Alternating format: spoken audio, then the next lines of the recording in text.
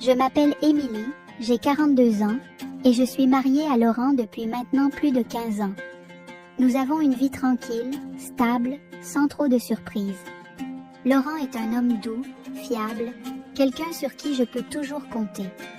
Mais parfois, même dans une relation solide, l'ennui peut s'installer et l'on commence à se poser des questions qu'on n'osait jamais se poser avant. Tout a commencé un jour où le neveu de Laurent, Adrien, est venu passer quelques semaines chez nous. Adrien a 30 ans, c'est un homme charismatique et sûr de lui, bien différent de son oncle. Laurent lui a proposé de rester chez nous le temps qu'il trouve un appartement et, bien entendu, j'ai accepté. Je n'avais pas vu Adrien depuis longtemps et il avait beaucoup changé depuis son adolescence. Au début, tout semblait normal. Adrien était respectueux, il s'adaptait à notre routine et nous aidait même dans les tâches ménagères. Mais petit à petit, j'ai commencé à remarquer des regards insistants, des sourires qui en disaient plus que de simples politesses. Je me surprenais à le regarder aussi, à me demander ce qu'il pensait vraiment. La tension entre nous était subtile, presque imperceptible, mais elle était là. Un soir, alors que Laurent travaillait tard, Adrien et moi nous sommes retrouvés seuls à dîner. La conversation était légère au départ, mais au fil des verres de vin, elle devint plus intime. Nous parlions de nos vies, de nos rêves et des chemins que nous n'avions pas pris.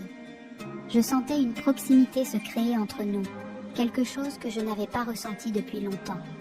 « Tu es magnifique, Émilie », dit-il soudainement avec une sincérité désarmante. Je fus prise de court, ne sachant pas quoi répondre. Mon cœur s'emballait, mais je me repris rapidement.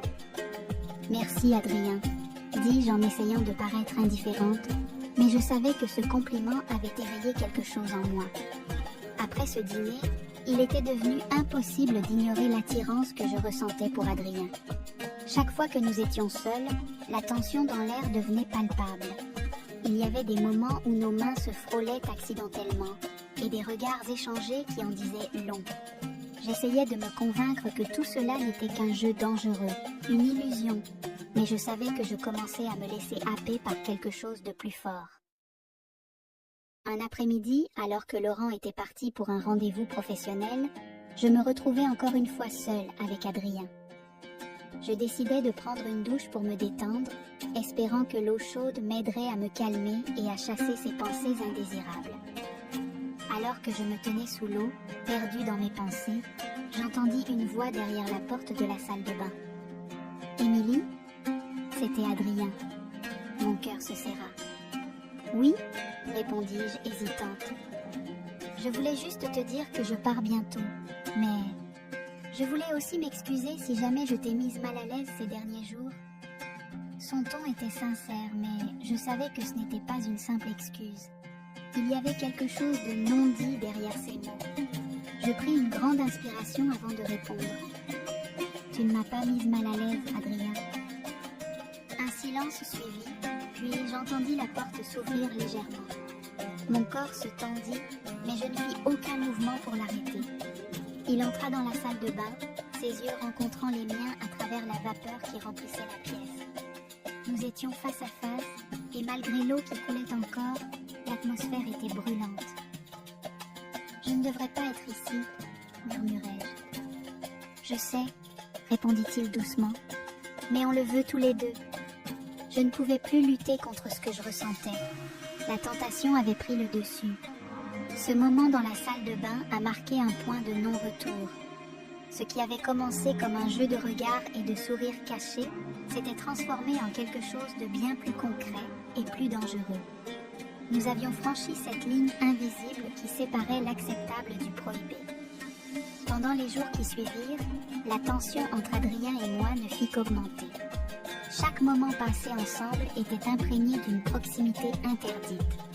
Je savais que c'était mal, que je trahissais la confiance de Laurent, mais l'attirance que je ressentais pour Adrien était devenue trop forte pour que je puisse la repousser. Un matin, alors que Laurent était parti au travail, Adrien et moi nous sommes retrouvés dans la cuisine. Nos échanges étaient devenus moins hésitants, plus directs. Nous savions tous les deux ce qui se tramait, même si aucun de nous n'osait mettre de mots dessus. « tu regrettes ce qui s'est passé l'autre soir ?» demanda-t-il soudainement. Je le regardai droit dans les yeux, sentant le poids de sa question. Mon cœur battait la chamade, mais je savais que je ne pouvais plus mentir, ni à lui, ni à moi-même. « Non, » répondis-je, la voix presque tremblante. À ces mots, il s'approcha de moi, sa main effleurant doucement la mienne. Mon esprit me hurlait de mettre un terme à tout cela, mais mon corps réagissait d'une toute autre manière. Je sentais une chaleur monter en moi, un désir que je ne pouvais plus réprimer. Ce qui se passa ensuite fut inévitable. Nos lèvres se rencontrèrent, et tout le reste sembla disparaître autour de nous. Le monde extérieur, les responsabilités, les promesses, tout devint flou. Nous étions seuls, perdus dans cette bulle d'interdiction et de passion. Après cet instant de pure folie, la réalité me rattrapa brutalement. Chaque fois que je voyais Laurent, le poids de ma trahison devenait de plus en plus insupportable. Pourtant, je continuais à me rapprocher d'Adrien, incapable de me détacher de lui. Plus nous étions ensemble, plus il devenait difficile de revenir en arrière. Laurent, de son côté, ne se doutait de rien. Il me faisait pleinement confiance, et cela ne faisait qu'ajouter à mon sentiment de culpabilité. Comment avais-je pu en arriver là ? Comment avais-je pu trahir cet homme qui m'aimait tant ?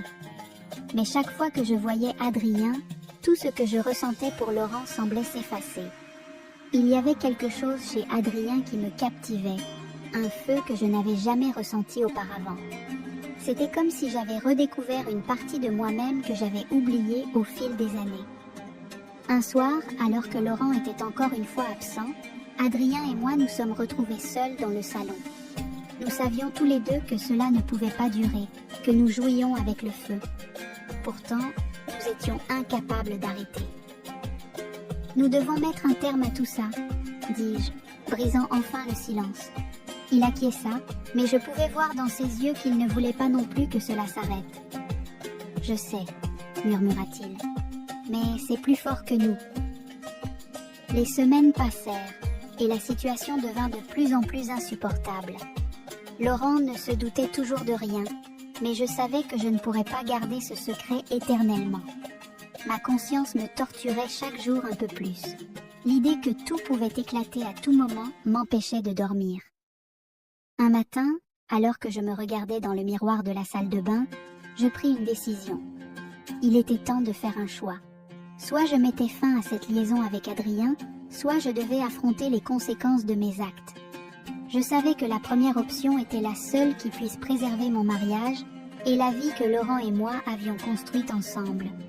Mais mettre fin à cette relation avec Adrien signifiait aussi dire adieu à cette partie de moi qui s'était réveillée grâce à lui. Je pris une profonde inspiration et sortis de la salle de bain, déterminée à faire ce qui était juste. Ce soir-là, j'attendis que Laurent soit profondément endormi avant de me diriger vers la chambre d'Adrien. Mon cœur battait à tout rompre, et j'avais la gorge nouée par l'anxiété. Je savais que cette conversation serait difficile, mais elle était nécessaire. Nous ne pouvions plus continuer ainsi, nous jouions avec le feu, et je ne pouvais plus vivre avec ce poids sur la conscience. Adrien m'ouvrit la porte, surpris de me voir à une heure si tardive. « Émilie ?» dit-il, sa voix basse, comme s'il savait déjà ce que j'étais sur le point de dire. Je fermai doucement la porte derrière moi, prenant une grande inspiration. « Adrien, je ne peux plus continuer comme ça. Ce que nous faisons, c'est mal. Je trahis Laurent et je trahis tout ce que nous avons construit ensemble. » Ses yeux se remplirent de tristesse et je pouvais voir qu'il luttait avec ses propres sentiments. « Je comprends, » murmura-t-il. « Mais tu sais aussi bien que moi que ce que nous ressentons l'un pour l'autre ne disparaîtra pas du jour au lendemain. » Je détournai le regard, sachant qu'il avait raison. Les sentiments étaient là, puissants et inévitables, mais cela ne changeait rien à la réalité. Nous avions franchi une ligne et continuer sur cette voie ne mènerait qu'à la destruction. « Je ne veux pas perdre ce que j'ai avec Laurent, » dis-je finalement, la voix tremblante. « Il ne mérite pas ça. » Adrien resta silencieux pendant un moment, puis il hocha doucement la tête. « Je comprends, » répéta-t-il.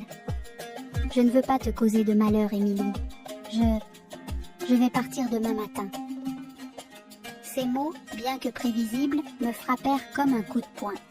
Une partie de moi ne voulait pas qu'il parte, qu'il disparaisse de ma vie. Mais je savais que c'était la meilleure chose à faire, pour lui, pour moi, et surtout pour Laurent. « Merci, » murmurai-je, sentant les larmes me monter aux yeux. Nous restâmes là, immobiles, à se regarder en silence, avant que je ne quitte la pièce, sachant que cette nuit serait la dernière que nous passerions sous le même toit. Le lendemain matin, comme promis, Adrien fit ses valises et partit avant que Laurent ne se réveille.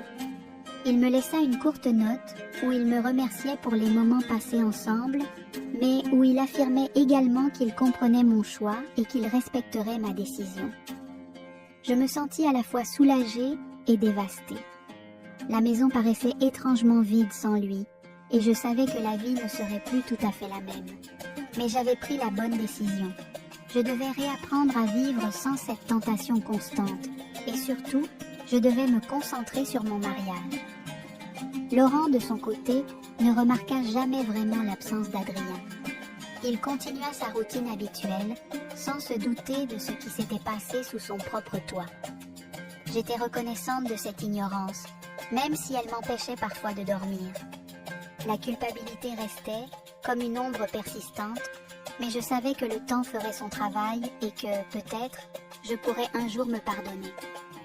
Il y avait des moments où je pensais encore à Adrien, à ce qu'il aurait pu être pour moi, à ce que nous avions partagé. Mais je savais que c'était une page de ma vie que je devais tourner, pour mon bien et celui de Laurent. La tentation et la passion, aussi enivrantes soient-elles, ne valaient pas la peine de détruire une vie entière. Avec le temps, les souvenirs d'Adrien s'estompèrent, et je recommençai à me concentrer sur mon mariage. Laurent et moi avions encore beaucoup de choses à partager, des moments de bonheur, des défis à surmonter ensemble. Ce que j'avais vécu avec Adrien resterait un secret, une erreur que je ne pouvais pas corriger, mais que je pouvais enterrer. Les mois passèrent, et la vie reprit son cours. Pourtant, malgré tous mes efforts pour avancer, le souvenir de ma liaison avec Adrien ne me quittait jamais complètement. C'était comme une cicatrice invisible, une marque que personne ne pouvait voir, mais que je sentais en permanence. Je me surpris à me demander de temps en temps ce qu'il était devenu. Avait-il trouvé un autre endroit où poser ses valises? Une autre femme avec qui partager sa vie? Mais ces pensées étaient fugaces, et je m'efforçais de les chasser aussi rapidement qu'elles venaient. Laurent, quant à lui, restait l'homme bon et aimant qu'il avait toujours été. Mais il y avait une distance entre nous, une barrière invisible que je ne parvenais plus à franchir. Je savais que cela venait de moi, de ce secret que je portais en moi et qui me séparait de lui, même si je tentais de l'ignorer. Parfois, je me demandais si j'aurais dû lui avouer la vérité. Mais à chaque fois, la peur de le perdre, de briser tout ce que nous avions construit ensemble, m'en empêchait. Il méritait mieux que ça. Il méritait de vivre dans l'ignorance de cette trahison. 1 an plus tard, Adrien refit surface dans ma vie. Il m'envoya un message, simple, sans équivoque. « J'espère que tu vas bien. » Mon cœur s'emballa en lisant ces quelques mots. Je n'avais plus eu de nouvelles de lui depuis son départ, et soudain, il réapparaissait. Mais cette fois-ci, je savais que je devais être plus forte. J'avais déjà failli une fois, je ne pouvais pas me permettre de recommencer. J'effaçai le message sans y répondre, consciente que répondre signifierait rouvrir une porte que je m'étais juré de fermer à jamais.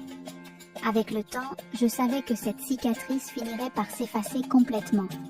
Mais pour l'instant, elle restait un rappel constant des choix que j'avais faits et des erreurs que j'avais commises.